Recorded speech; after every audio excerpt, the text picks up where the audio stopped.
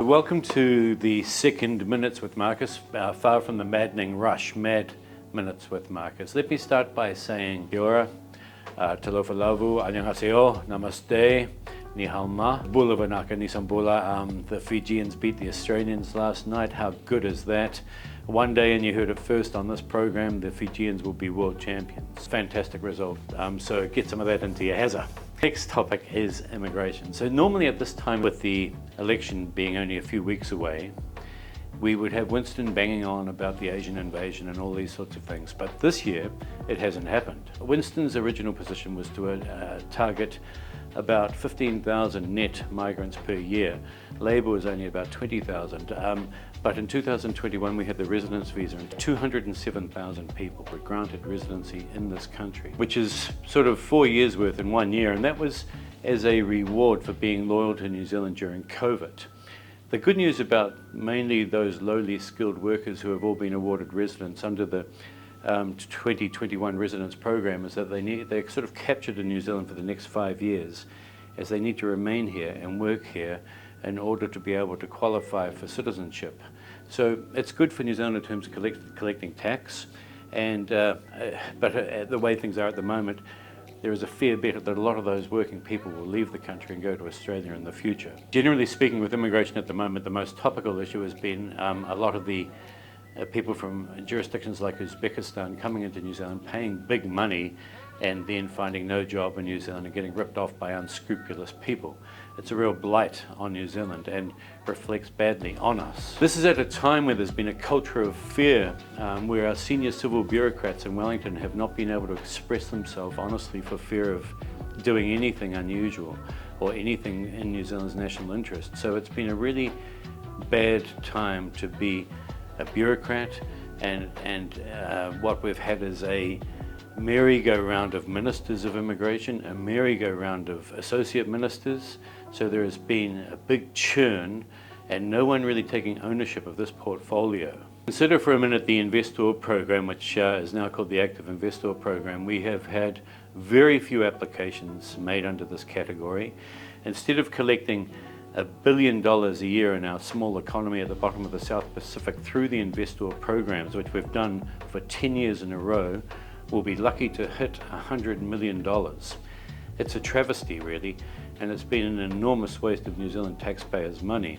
Having the former Cabinet Minister Stuart Nash in 660 up in New York parading this new program off the rooftops, it didn't work, and it's been a failure. Those of you who are interested in us would actually notice that I appeared on the AM program with Duncan Garner and predicted this exact set of circumstances eventuating. It's past 7. Good morning. The investor immigration policy, the category for those worth millions of dollars, could be about to get a massive shake-up here in New Zealand. Joining us now with more is the Managing Director of Queen City Law, Marcus Beveridge, who deals in immigration cases.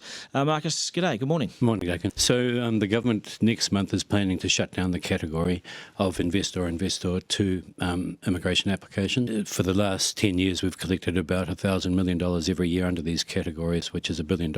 We're talking about $40 million or so that's flowed into our country. $40 billion. $40 billion yes. In the share market, in the property sector, property development, and of course in government bonds. What are they're looking at putting it to a higher bar, so it's up to 25 million. Yeah, and so they're also talking about bringing in an English language level of level 5, which is quite a sophisticated level of English language. This would stop the Chinese, some of the wealthy Chinese coming here? Overnight, it will stop all of them, and some Koreans and a fair few Japanese. Do Chinese know about this yet? Not yet. No. You're saying people won't come?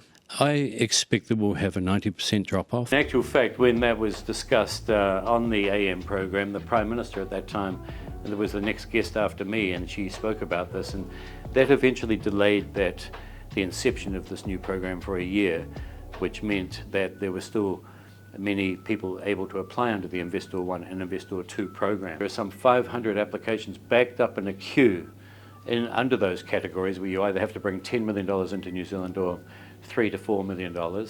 And there has again been a big churn of senior immigration officers in the former business migration branch based in Porirua, Wellington. So we've attracted a lot of high net worths into New Zealand. We've told them that priority processing will attach from the New Zealand government, and in fact that is expressly provided for in the New Zealand government immigration policy. But sadly, that has not been the case.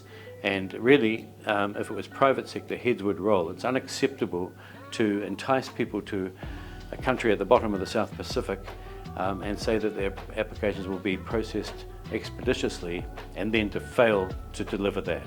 So some of our lawyers have been chatting to the National Party and the ACT Party about what the immigration framework may be, should there be a new government formed in a couple of weeks.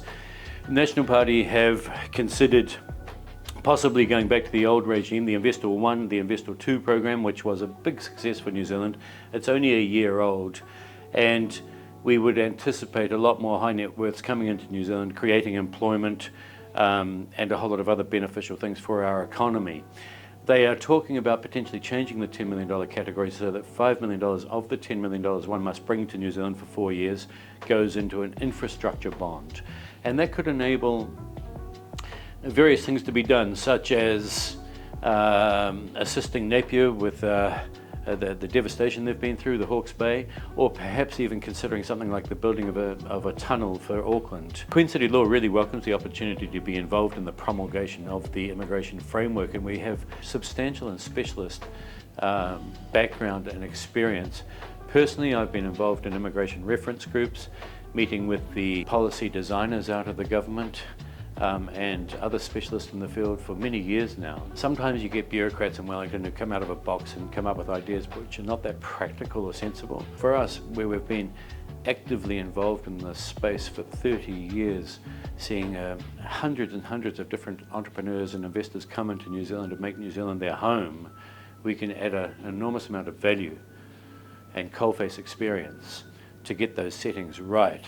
So it really works for us. In summary, in relation to the business migration to New Zealand, Queen City Law has been at the forefront of these categories. We've represented about 30% of people under the Investor 1 category, and we take great pride in assisting these people settle down in New Zealand, set their businesses up, and take an active role in our economy. I do want to touch briefly on the stuff that's been in the news recently about a lot of these people coming in from Monsoon Asia and Uzbekistan and jurisdictions like that, being promised all sorts of things to come to New Zealand and then ending up with 20 people living in a small home. So our position would be that such people should not let scoundrels or the scum of the earth rip people off in such ways. 5 minutes on the internet will show you that most of the promises they're making to you are balderdash, codswallop, and incorrect. We would welcome any calls from any parties who want to check the bona fides or check the genuineness of what they're being told about life in New Zealand. And then finally, just to wrap up with some predictions about the oval ball, mainly for you and I, has a Penrith Panthers will end up whopping the up the wires in the end. That's what will happen. The ABs, God bless them.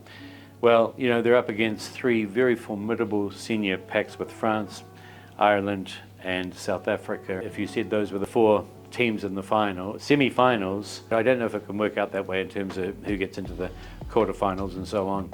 I think the ABs can get home, but it'll be very difficult, and what you're up against is a very formidable, mature packs, particularly Ireland and South Africa. They're going to be hard people to push over. A little update from us. We are looking at the implementation of our new website in December. A lot of time has gone into that, and it's going to be a really stunning creation, so really proud of the team putting that together. So thanks for watching. That's September's Minutes with Marcus. Spring is almost here, changes in the air. See you next month.